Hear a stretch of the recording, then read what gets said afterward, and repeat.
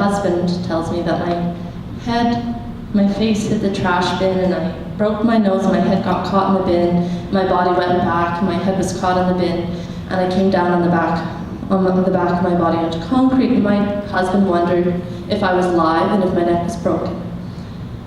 But I'm standing here. So into the ambulance, we went to the hospital, and I had a bad concussion. I'd injured my brain and badly injured my neck. I went home with nothing to do but lie in bed and heal. And what this accident did for me was take away all that was not my truth. Everything I thought I was that I wasn't. I've collected many, many degrees, and I might not have stopped. And I thought I was smart.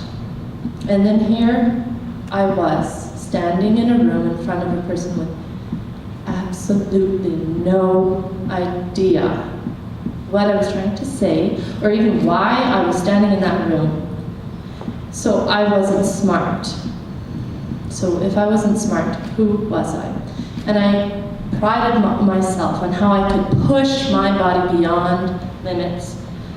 And I thought I was strong and powerful. I'd do back bends and handstands, and I could crush a ball out of a park in baseball.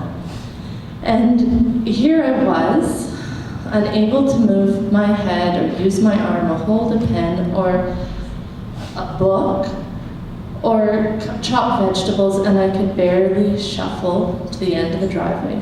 So if I wasn't strong and I wasn't powerful, then who was I? And I tried going back to work a number of times, but I couldn't. So I wasn't the best employee, and I wasn't the best teacher. And I spent most of my time lying on the couch or on my bed with my eyes closed. And I could barely look at my kids without pain. And it was weeks and weeks and weeks before I could even read them a book. So I was not the best mother. So who was I? And after I'd fallen, many of the things in my life that I'd been holding together, trying to control and hold them in the way that I wanted them to be, perfect the way I wanted them to be, came crashing down. And one of the things that came down was the truth about my son and his needs. And he was diagnosed with apraxia of speech, and it's a neurological disorder in his brain that makes it hard for him to speak. And I was devastated. And I was frozen with fear. And now when I lie in bed, I look back over my pregnancy and his early days, reliving every moment, trying to find when and how I caused this in my son. But we went on and we did our stuff, and we both did our therapies, and we both did our homework, and we both got better. But still, this apraxia and my son's needs were a really hard area for me, and something that brought so much fear. And I would look at my son, and I would see him struggle, and I would see him cry when he tried to put his tongue up here or tried to say sounds. And I would hear him, and I would hear the sounds he couldn't say and the words he couldn't say. And I looked at him and I thought about the future, and I wondered, how would he do in school? Would he have friends? Would he be bullied? And I had so much fear. So I took that fear and I fought. And I poured all of my energy into fixing it and making it go away, because I didn't want it in my life.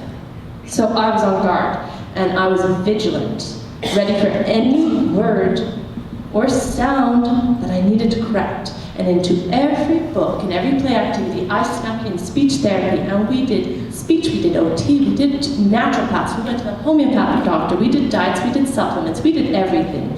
And these were good things to do, and my son did get better. He gained sounds and words, but I was losing my son.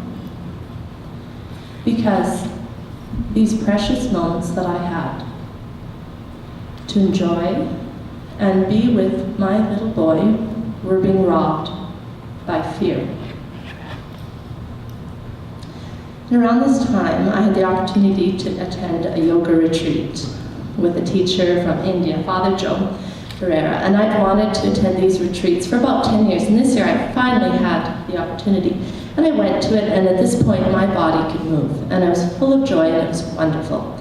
And people from around the world would come to Father Joe, and he would give them yoga protocol to heal different ailments. And at one point in the workshop, he set aside time for questions, and he was showing people therapeutic yoga poses.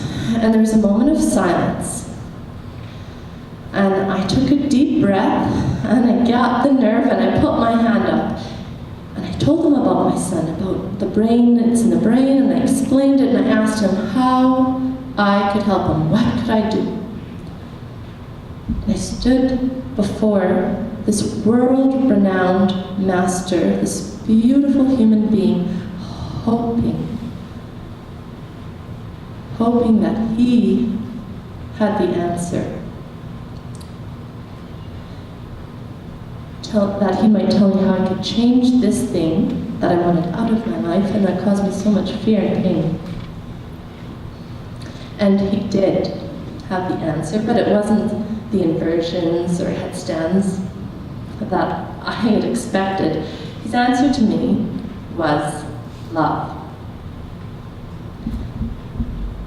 He told me the answer was love. And he told me, let everything you do be with love. And I stood there, and this truth struck me to the core.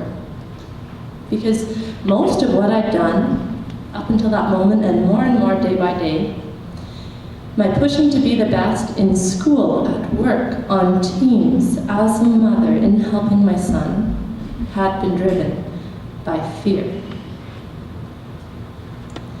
So I went home from this workshop, this intensive, and I set forth on continuing the healing that started with my collapse. And every day I set the intention to choose love over fear. And I set the intention to look at my world through the lens of love, to see the good in the situations that I wanted to change, to see in others their potential rather than their struggles, and to see in myself that I was good enough.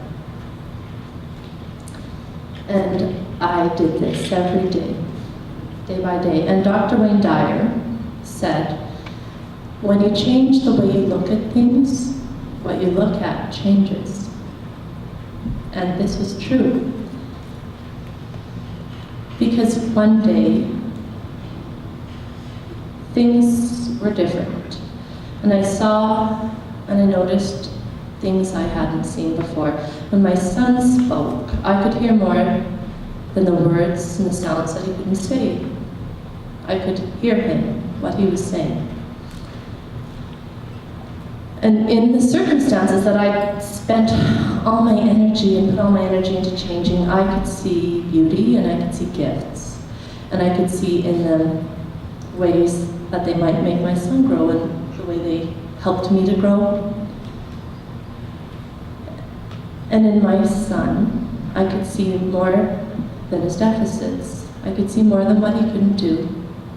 I could see him, and I could see his strengths, and I could see that he was smart, and I could see his potential.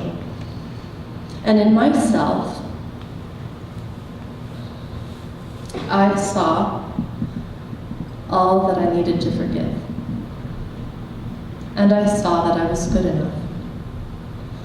In this moment, I understood that I didn't come here to suffer, to fight, and to fear everything in my life. I chose to come into this body to experience joy. And I understood my truth. And it's a truth I believe we all have. And I understood my truth was love. To love unconditionally myself, and the people around me, and the circumstances in my life, regardless, just how they were. That is my story. But thank you.